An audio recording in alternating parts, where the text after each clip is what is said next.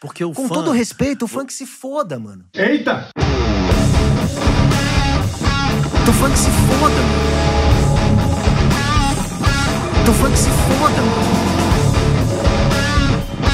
O funk se foda, mano. O funk se foda, mano.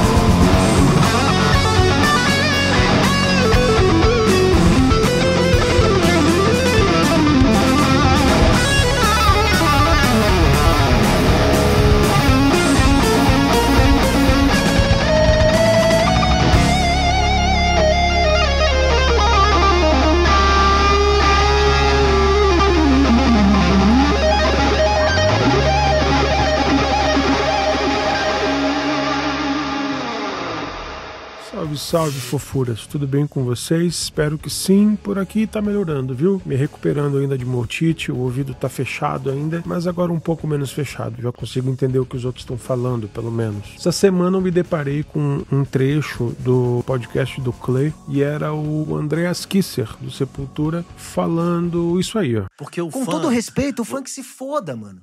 Como você vai fazer arte e música pensando no fã? Isso não é arte. Ah, não, eu preciso fazer o som que o cara lá vai gostar. Cara, o fã de heavy metal é muito chato, cara. É um dos caras mais chatos que tem, porque tá sempre comparando. Tá sempre, o cara não fez aquela nota ao vivo, não sei o quê. O fã de metal técnico, não sei o quê, tá sempre preocupado com se vai tocar, não sei o quê, e esquece de curtir o momento, né, o show. Tá sempre preso ali no que foi no passado, no disco, né? O disco é só um registro de um momento. Eu vi esse vídeo reverberando em outros canais de música e eu vejo que as pessoas são muito fervorosas, né? Pra defesa do que ele tá falando ou pra repúdia, né? E eu queria apresentar aqui uma forma não binária de pensar sobre isso daí. A maioria das coisas existem num espectro. Elas não são uma coisa ou outra. Elas podem ser as duas coisas em proporções diferentes, mas ainda assim uma combinação das duas coisas. Então eu queria só divagar um pouco sobre isso daí com vocês. Adoraria saber o que vocês acham sobre isso. Me manda aqui nos comentários depois sobre o que o Andreas falou. E da forma mais não binária possível, eu vou dizer que eu concordo e discordo com ele ao mesmo tempo. Porque sim, eu acho que principalmente na época em que a música ela não era tão algorítmica, os fãs, eles se conectavam com a verdade do artista. O artista ia, se trancava, fazia a arte dele, lançava, e aí as pessoas se conectavam com aquilo ou não. A gente tem centenas de exemplos durante a história musical aí, de discos que foram inclusive desprezados pela gravadora antes do lançamento, que quando foram lançados se tornaram um sucesso, né, entre o público. Então quando o Andreas fala que foda-se o fã, é mais ou menos nesse sentido, né? O artista, ele não pode pensar no que o fã quer ouvir, ele tem que, na verdade, fazer o que ele quer expressar. Até porque, como bem diria um dos irmãos Gallagher lá, the consumer didn't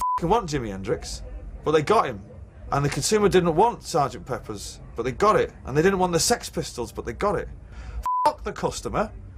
The customer doesn't know what he wants. E ele não tá errado, tá? Tem uma coisa que vai muito além da música aí, que é a ilusão da escolha, né? Quando a gente tem muitas escolhas, a gente sempre fica meio triste. A gente não sabe o que quer diante de uma vitrine muito grande. E quando a gente toma uma decisão, a gente acaba pensando que tomou a decisão errada, que devia ter escolhido aquela outra coisa ao invés da coisa que eu escolhi. A gente realmente tem uma relação muito complicada com as nossas próprias vontades, né? Então, nesse sentido, eu concordo demais com o que o Andreas falou. Mas aí, em contrapartida com isso, eu não vejo problema nenhum em ter a música como produto. A música também ocupa esse espaço aí de entretenimento e mais nada. Pra muita gente, tá? Tem muita gente que não se importa tanto com música como eu e você. A música pra eles é só uma trilha sonora de fundo na vida deles e não faz tanta diferença assim. Dentro da música comercial, a gente tem vários exemplos. Eu lembro agora de uma entrevista, por exemplo, do Sammy Hagar, né? Pra mim, o eterno Van Halen, falando com o mano do Maroon 5 lá, esqueci o nome dele, mas aí o cara fala, o mano do Maroon 5 fala, eu faço música pros meus fãs, eu sei exatamente o que eles querem e eu dou isso pra eles. We all love getting to do this for our jobs, and yes, does it have something to do with money? Of course it does. Do you know how hard it is to make it in a band?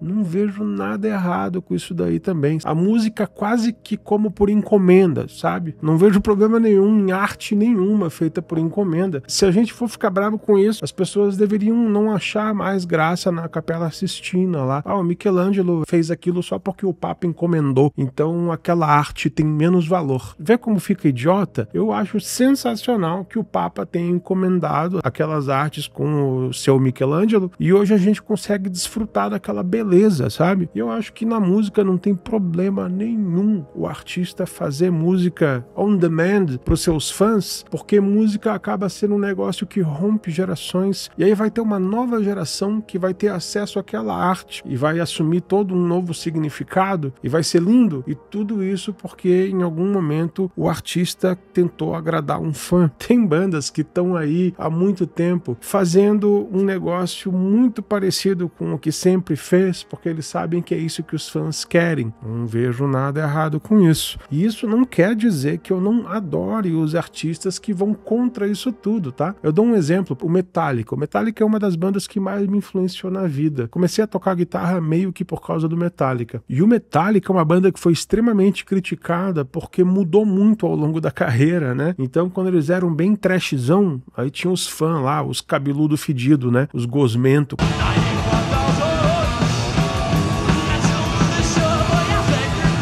Aí os caras vieram com um disco super produzido, um baita de um disco, que é o Black Album, que até hoje é o meu disco predileto. E que aqueles cabeludo gosmento metaleiro odeiam, porque naquele momento eles acharam que o Metallica se tornou muito comercial, que eles se venderam, né? Tinha até baladas com violão no disco.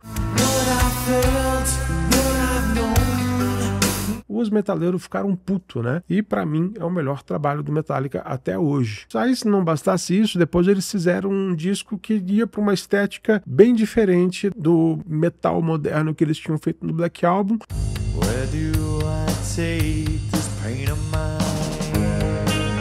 O pessoal se assustou um pouco. Aí eles vieram com um disco de covers, o pessoal ficou confuso.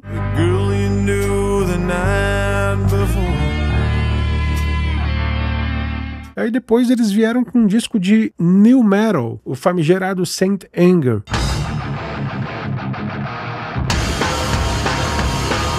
Que é provavelmente o disco mais odiado do Metallica. Que é o seguinte, gente, quando você tá vivendo as coisas, é normal você querer experimentar. É tipo moda. Você pega uma fotografia dos anos 70, você consegue ver que é dos anos 70 pela forma que as pessoas estão se vestindo. O mesmo dos anos 80, o mesmo dos anos 90. E a música segue também, né? As pessoas começam a adotar certos comportamentos e nós somos criaturas sociais, então a gente acaba seguindo essas tendências, né? E aí eu acho até meio idiota quando uma banda atravessa gerações fazendo o mesmo som de sempre, porque isso mostra que eles não estão prestando atenção para os progressos ou regressos na visão deles, né, da sociedade. Então, sinceramente, quando eu pego um artista que ele tem uma carreira extensa e meio que foi sempre a mesma sonoridade, eu tenho preguiça. Mas eu também super entendo por que eles estão fazendo aquilo, e eu super entendo por que aquele grupo de fãs gosta daquilo. Mas eu particularmente prefiro as bandas que se dão ao direito de mudar, seja porque eles querem mudar, ou seja porque eles estão tentando seguir as tendências do mercado, como foi o caso do Metallica que eu falei agora. Acho mó da hora que eles tentaram fazer um disco de new metal. Muita gente odiou, eu adoro, eu escuto até hoje. Um exemplo nacional que eu gosto muito é o do Los Hermanos, né? Os Hermanos fez muito sucesso com aquele primeiro disco deles, que é meio hardcore e carnaval, assim, né? Muito bem sem teu amor, sabe o que agora eu sou?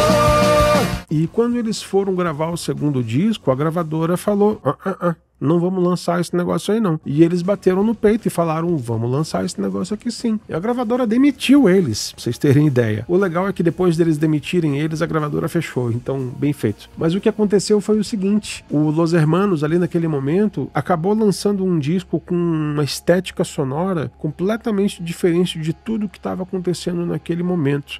Não liga se é usada, todo carnaval tem seu fim.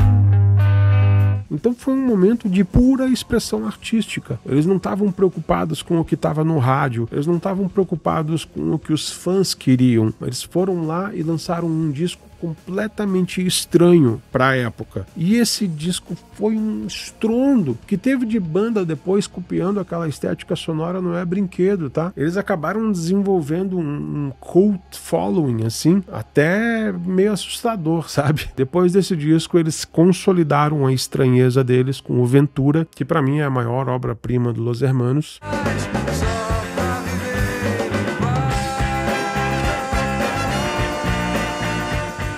E foi, então, né, de novo, um caminho artístico que eles escolheram, não baseados no que os fãs queriam, não baseado no que a gravadora queria, muito pelo contrário, né? A gravadora queria mais Ana Júlias, né? Oh, Ana Júlia.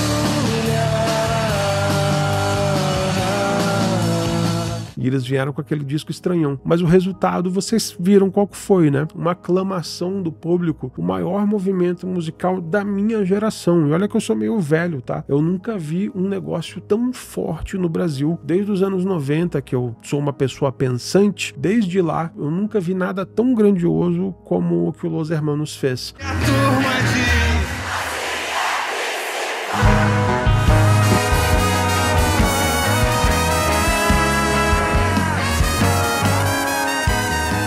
Então eu não vejo por que a gente só respeitar ou gostar de uma dessas coisas. Não, a arte tem que ser totalmente pura, tipo Los Hermanos fazendo o que eles quiserem e aí se pá encontrando ressonância com um grupo de fãs que estava sedento por aquilo e nem sabia. Não, mas também tem aquele tipo de artista que segue as tendências, que vai experimentando ao longo da carreira, como Metallica. Sensacional, adoro. Não, tem aquela banda que agrada o fã há gerações, elas só fazem o que o fã quer. Beleza, bom pra eles, bom pros fãs. Então acho que vale esse exercício mental, né, gente? A arte vive num espectro, não é isso ou aquilo. Pode ser a sobreposição das duas coisas, não é não? E é isso que eu queria jogar aí pra vocês. Quero saber de verdade o que vocês acham disso, então me mandem aqui nos comentários, a gente continua o papo por ali, beleza? E olha só, eu tenho uma surpresinha, tá, pra esse final de vídeo. A área de membros está aberta.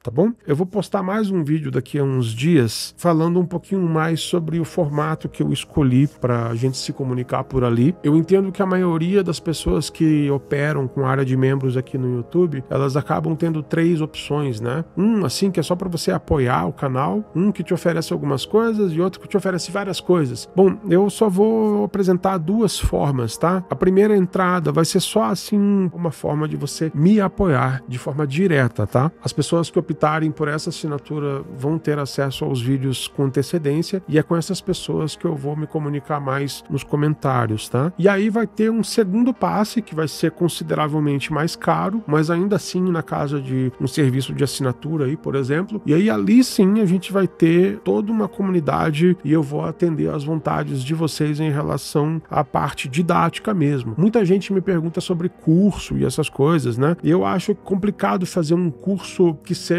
de novo, binário, isso ou aquilo. Eu acho que cada pessoa é um caso, cada pessoa está numa busca muito específica, cada pessoa tem uma relação diferente com a arte, né, e com o que está fazendo no próprio instrumento e tal. E eu quero ver isso mais de perto, eu quero criar conteúdo para cada uma dessas pessoas. Vai dar um baita de um trabalho, mas eu prefiro que a gente tenha esse contato mais direto. Beleza? Já vai estar disponível nesse momento que eu tô falando. A ideia é que não fique muito caro para vocês e que ao mesmo tempo isso me ajude a manter esse canal aqui funcionando, tá? E lembrando, né, que o YouTube, ele fica com uma grande parte do que vocês estão pagando ali na área de membros, tá? Então se eu coloco ali que é R$9, não é para mim esse dinheiro, tá? Eu vou receber uns R$5 desses R$9. O resto fica direto no YouTube. É assim que o jogo é jogado. Então só para vocês saberem também que esses preços aí não são baseados no que eu quero e sim no que o YouTube oferece, o que ele recomenda e como ele setou esse jogo aí pra nós, tá bom? Eu acho que é isso. Qualquer dúvida também me mandem nos comentários, mas como eu falei, daqui a uns dias eu posto um vídeo mais específico falando só sobre os membros, tá bom? Muito obrigado pra vocês todos então e beijão pra vocês. Até o próximo vídeo. Já, tá? Beijo, tchau.